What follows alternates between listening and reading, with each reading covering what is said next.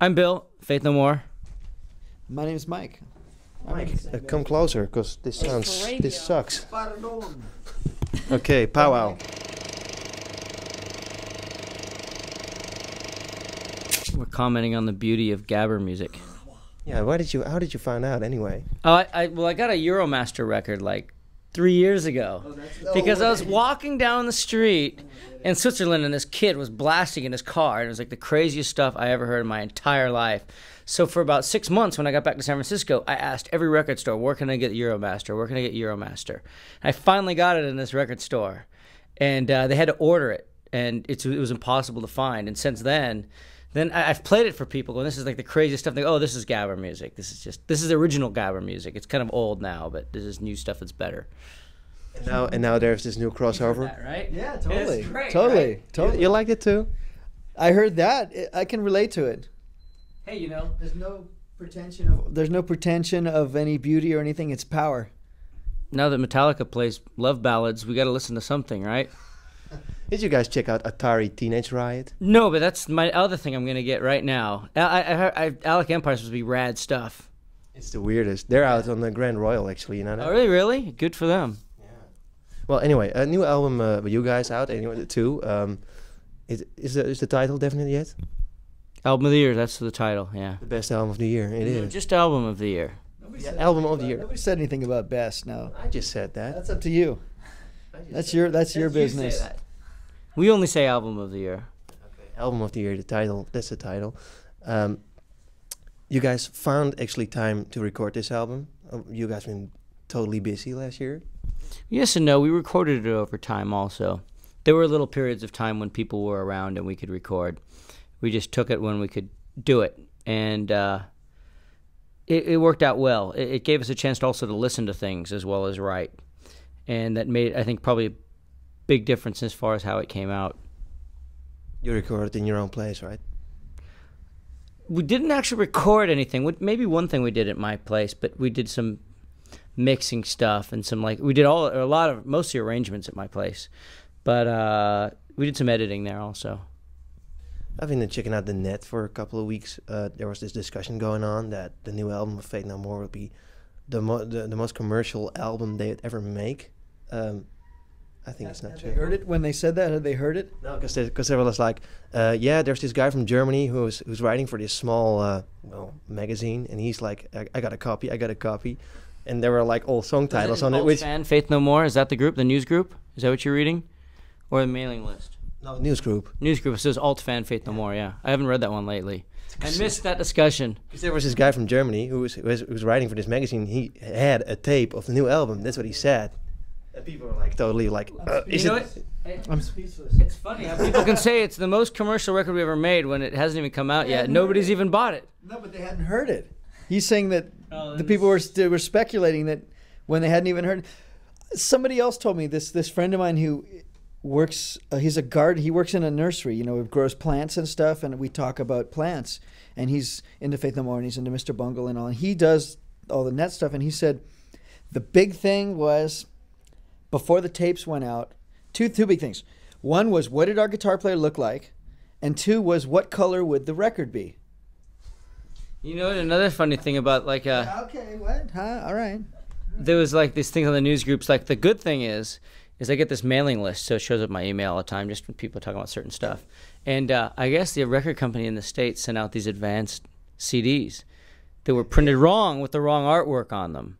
And the day it came out, the way they described it, I knew immediately and made a phone call and fixed it right away. So there's some good things, too. What was the artwork?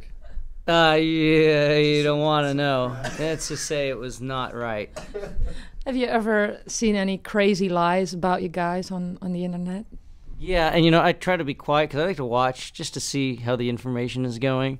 And it's every once in a while, it's such a lie that's so outrageous I have to step in and say something. I can't hold myself back. You get mentioned quite a lot because there's Well, I'm always kind of watching, They know I'm listening. Because you got a couple of takes of different albums which have never been put out. 2 songs for Angel Dust. You keep behind your closet somewhere. I think they're still there. You got the other tapes? They're in my closet, and I had the 2 songs from Angel Dust. The one thing I wanted to say was... Who knew that? How do these kids know that? I don't know. The one thing I was going to say was, I mean, isn't that where that whole Faith No More's broken up rumor came from? Was internet, right? No, I don't think so. I think it was already happening. People were already talking. You did that. The irresponsibility of print journalism, not the irresponsibility of the... There's tons of rumors. People love to talk, man. I did a post that said we didn't break up. If you were reading the news group properly. Come on. I expect you to study it more. That was old stuff, man. Shit. Did that do any good? When he said it, did it do any good anyways? Did it stop people from speculating? No. There's another thing that... it's a good way to pick up chicks. Yeah, does it work? Oh, yeah. Cyber chicks. Come on. I don't ever meet them. I just type dirty to them. What do they type back? You don't want to know. Nothing that it couldn't be that bad if you're putting it into words, right? I have a friend who met some people she was chatting with on the internet, but that was a big disappointment. So. Okay, well, because she met them afterwards? Yeah. Oh yeah, I'm sure. I'm sure it was. Never meet him. You played with Ozzy Osbourne, right? I did. I have. I will. Still. Yeah. Was it fun? It was a lot of fun. It was a cracking good time. Say no more. And I've also I won't. Okay, say more. I've also picked up, his. I'm in Sabbath. I'm in Black Sabbath with him as well. So I've sort of picked that up along the way too. So I'm looking forward to doing that. It's going to be a lot of fun. I can hopefully sort of close that period of my life off when I was a teenager, and that was like the greatest thing in the world to me. So it's sort of a full circle for that, and I'm looking forward to that. It'll be fun. Is it the best thing? Better than Faith No More live? No. It's very different. This I got to say it. I'll say it real briefly if I can. It's Black Sabbath was huge to me developing musically. I was really into it when I was a kid, but punk rock cured me of that. Okay, Sex Pistols and Black Flag and Killing Joke and whatever. And I went a lot of different places since then. It's great, and that's a big foundation of who I am, but there's also a whole heck of a lot of other stuff. So Faith No More is, to me, all the elements of everything musically. I mean, it fits me personally. It fits me very well. So this It's his group. Yeah. This is who I am. I mean, Ozzy is my friend, and I really like him, and I really enjoy playing with him. But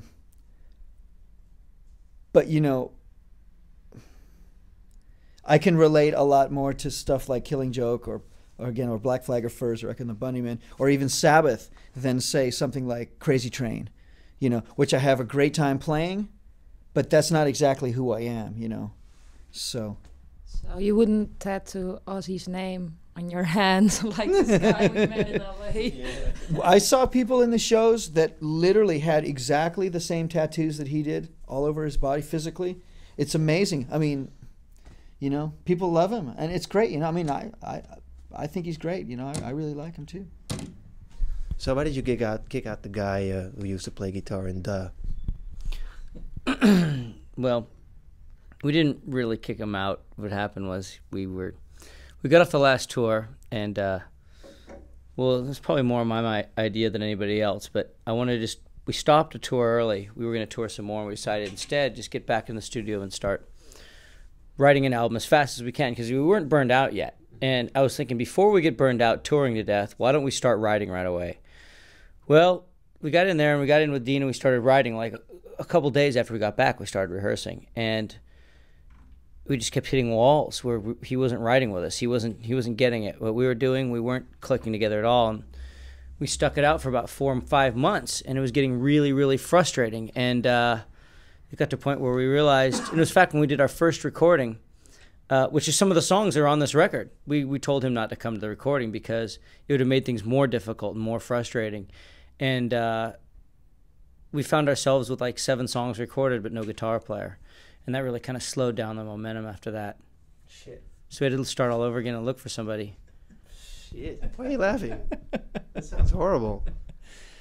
That's a pretty factual account, would you say? I was laughing because you said shit. I just thought that was great. You can say that on Dutch radio. It's no problem. Great, man. I I was say shit too. shit. Shit, man. It sucks. Shit. But the problem is, you guys been changing guitar players now for so many times that I wonder why you guys still have to defend yourselves about that. I'm not defending ourselves. I mean, the thing is that we didn't fire Dean because he was an asshole. We didn't fire Dean because of anything. It's just that we couldn't write. But we had already written songs, but we couldn't. It wasn't working. He toured fine. I mean, so many times we do interviews, we get a guitar player and we say, this is the guy, it's great. Trey was great. And then we're supposed to go on tour and he quits. So we get Dean. He's our keyboard roadie. He knows how to play the songs on guitar. So we used him for tour. He's a good guy. He's a friend of ours. All right, good. Well, we got a guitar player now. Well, guess what? We can't write with him. So now we fire him too. So every time we're always saying why we have this new guitar player and he's our permanent guitar player. And you start feeling like an asshole after a while.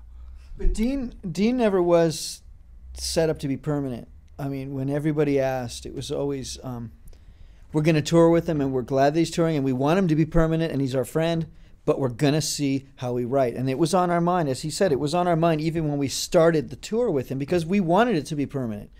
The other thing is, real briefly, is, we played with Jim for a long time.